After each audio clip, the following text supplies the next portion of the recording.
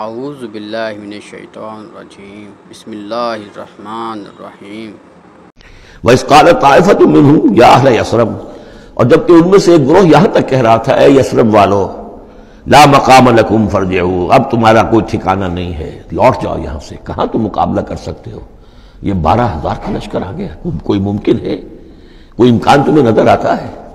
تو کسی طریقے سے کہیں سے بھاگنے کے لیے راستہ تلاش کرو۔ وَيَسْتَأْذِنُ فَرِيقٌ مِّنْهُمْ النَّبِيَّ، اور ان میں سے ایک گروہ جو ہے آ کر نبی سے اجازت طلب کر رہا تھا، یقولون ان بیوتنا عورا، اور وہ کہہ رہا تھا کہ ہمارے تو گھر کھلے پڑے ہوئے ہیں، یعنی گھروں کو اندیشہ ہے، گھروں کے اوپر پیچھے سے بنو قریظہ کے لوگ حملہ آور ہو جائیں، ہماری عورتیں وغیرہ جو ہم نے چند حویلیوں کے اندر جن کو جمع کیا ہے، آپ نے یہی کیا تھا حضور نے صلی اللہ علیہ وسلم، خواتین کو بچوں کو ایک ایسی جگہ پر کہ جہاں وہ وسطی علاقہ تھا مدینے کا اور وہاں بڑی کوئی حویلی تھی اس میں جمع کر دیا تھا، تو اب وہ تو ہمیں تو اندیشہ ہے، ہمارے گھر خالی پڑے ہوئے ہیں، اس کے اوپر حملہ ہو سکتا ہے۔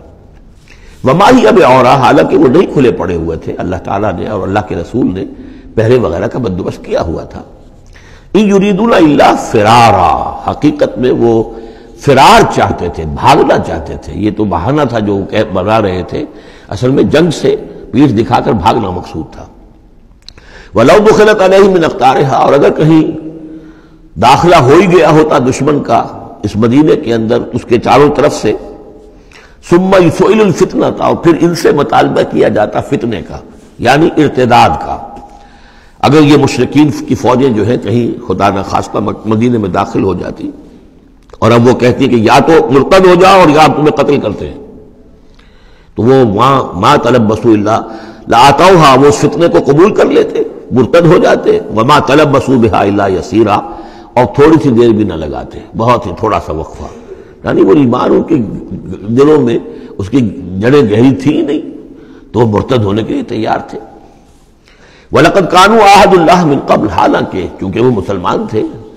تو انہوں نے عہد کیا تھا اللہ سے اس سے قبل، لا يولون الادبار، کہ وہ کبھی پیٹھ نہیں دکھائیں گے، جب بھی حق و باطل کا مقابلہ ہوگا پیٹھ نہیں دکھائیں گے۔ وَكَانَ عَهْدُ اللَّهِ مَسْئُولًا، اور یقیناً اللہ کے ساتھ جو عہد کیا گیا اور پھر اس کے بارے میں باز پرس ہوتی ہے جو عہد پورا کیا گیا یا نہیں کیا گیا۔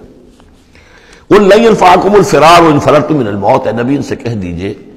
کہ تمہیں یہ بھاگنا اور فرار مفید نہیں ہو سکتا اگر تم موت سے بھاگ رہے ہو، اب القتل یا قتل سے، اس لیے کہ موت تو ہر جگہ آ سکتی ہے۔ وَإِذًا لَّا تُمَتَّعُونَ إِلَّا قَلِيلًا، اور آج موت نہ آئی، فرض کیجئے اس موقع پر نہ آئی، تب بھی آخر دنیا میں کوئی سامان رسنے بسنے کا جو ہے رہنے کا وہ آخر لامحدود تو نہیں ہے۔ لا طلب ثم لا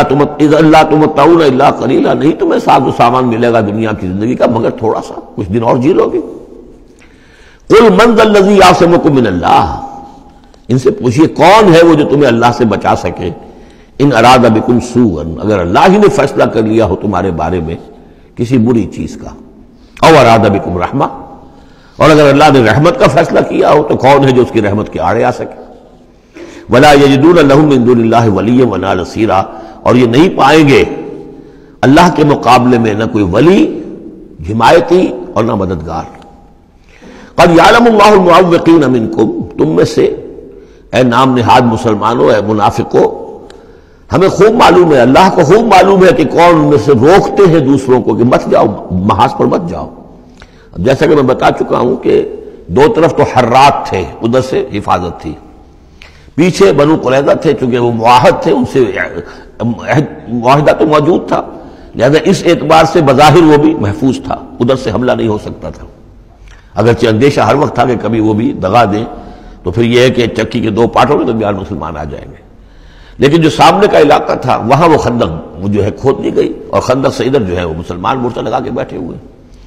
تو اب اس جو بھی وہ محاذ بنتا تھا اس پر کوئی نہیں جاتا تھا، روکتے تھے ادھر مت جاؤ، کہاں جا رہے ہو۔ قد یعلم اللہ المعوقین منکم، تم میں سے جو لوگ روکتے ہیں دوسروں کو، والقائلین لاخوانہم ہلم الینا، اور جو کہتے ہیں اپنے بھائیوں سے آؤ ہماری طرف آؤ، گھروں میں گھس جاؤ، چھپ جاؤ، تمہارا جو ہے کہیں نام و نشان نہ رہے، کہاں جا رہے ہو موت کے منہ میں۔ ولا یاتون الباس الا قلیلا، اور وہ نہیں آتے، حاضر نہیں ہوتے جنگ میں، یعنی میدان جنگ میں جہاں پر کہ فوجوں کا پڑاؤ ہے، آمنے سامنے کا معاملہ، مگر کبھی کسی وقت۔ شاذ اشیحتن علیکم، اے مسلمانوں یہ تمہارے حق میں بہت بخیل ہے، کوئی خیر نہیں چاہتے تمہارے لیے۔ یہ خیر خواہ نہیں ہے، تمہارے بدخواہ ہے۔ فَإِذَا جَاءَ الْخَوْفُ رَأَيْتَهُمْ، اور جب خوف اگر چلا جائے، یہ لشکر چلے جائیں، یہ خوف کی کیفیت ختم ہو جائے، رَأَيْتَهُمْ يَنظُرُونَ، اذا جاء الخوف، جب خوف آتا ہے، خوف کی کیفیت پیدا ہو جاتی ہے، خوفناک صورتحال، رَأَيْتَهُمْ يَنظُرُونَ إِلَيْكَ، تو اے نبی آپ ان کو دیکھتے ہیں کہ آپ کی طرف ایسے دیکھ رہے ہوتے ہیں، تدور اعینہم کالذی یغشی علیہ من الموت، کہ ان کی آنکھیں ایسی پھرتی ہیں جیسے کہ اس شخص کی آنکھ پھرا کرتی ہے کہ جس پر موت کی غشی طاری ہو رہی ہو، کیونکہ اب مرحلہ آ گیا خطرے کا، پھر جنگ ہے، پھر جانا پڑے گا، پھر وہی ساری صورتحال، سارے اندیشے، سارے خطرات، تو گویا کہ ان کو موت کی غشی اور نزع کی کیفیت میں جو ہوتی ہے، آنکھیں جس طرح کے پتھرا جاتی ہیں یا پھرتی ہیں، اس طریقے سے تدور اعینہم کالذی یغشی علیہ من الموت۔ فَإِذَا ذَهَبَ الْخَوْفُ، اور جب خوف چلا جائے، ختم ہو جائے، یعنی وہ صورتحال جیسے کہ بعد میں ہو گئی کہ چلے گئے لشکر، جب چلے گئے تو اب ان کا طریقہ کار کیا ہے؟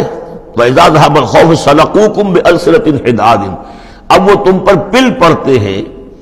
اپنی لوہے کی زبانوں کے ساتھ، یعنی زبانیں قینچیوں کی طرح چلنی شروع ہو جاتی ہیں، مسلمانوں پر تنقید بھی ہے، اپنے ایمان کا اظہار بھی ہے، چرب زبانی بھی ہے،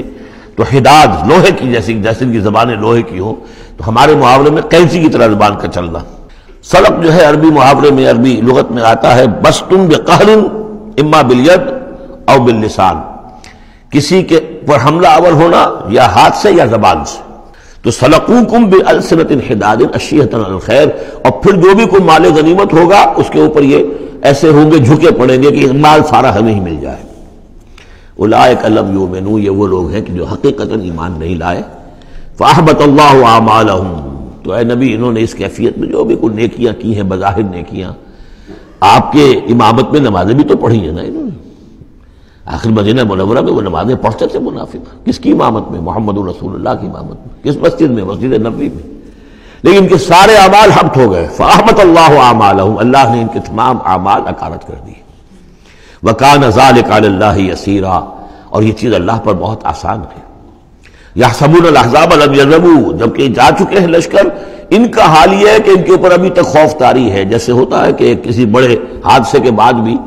بہت دیر تک اعصاب کے اوپر جو ہے وہ ایک طرح کی کپ کپی طاری رہتی ہے، انسان کے سنسناہٹ سی رہتی ہے، اتنا بڑا حادثہ ہوا ہے۔ يَحْسَبُونَ الْأَحْزَابَ لَمْ يَذْهَبُوا، یہ سمجھتے ہیں کہ وہ گئے نہیں ہیں، کہیں ادھر چھپ گئے ہوں، کہیں پھر دوبارہ آ رہے ہوں، کہیں حملہ دوبارہ تو نہیں کر رہے ہیں، یہ کوئی ان کی ٹیکٹیکل موو تو نہیں تھی کہ ذرا پیچھے ہٹ کے پھر حملہ آور کریں۔ يَحْسَبُونَ الْأَحْزَابَ لَمْ يَذْهَبُوا، یہ سمجھتے ہیں کہ وہ لشکر گئے نہیں ہیں۔ وہی یَأْتِي الْأَحْزَابُ، اگر کہیں دوبارہ وہ لشکر جو ہیں، وہ فوجیں جو ہیں دوبارہ کہیں حملہ آور ہو جائیں، يَوَدُّوا لَوْ أَنَّهُمْ بَادُونَ فِي الْأَعْرَابِ، تو ان کی بڑی خواہش ہوگی کاش کہ ہم مدینے کو چھوڑ کر کہیں ریگستانوں میں چلے گئے ہوتے، اور کہیں نخلستانوں میں جا کر آراب کی حیثیت کے ساتھ ہم ان کے ساتھ چلے گئے ہوتے، بادیہ نشینوں کے پاس۔ یسألونک عن انبائکم، اور وہاں سے اے مسلمانوں تمہاری خبریں معلوم کرتے رہتے، اب کیا ہوا، اونٹ کس کروٹ بیٹھا۔ وَلَوْ كَانُوا فِيكُمْ مَا قَاتَلُوا إِلَّا قَلِيلًا، اور اگر یہ تمہارے درمیان موجود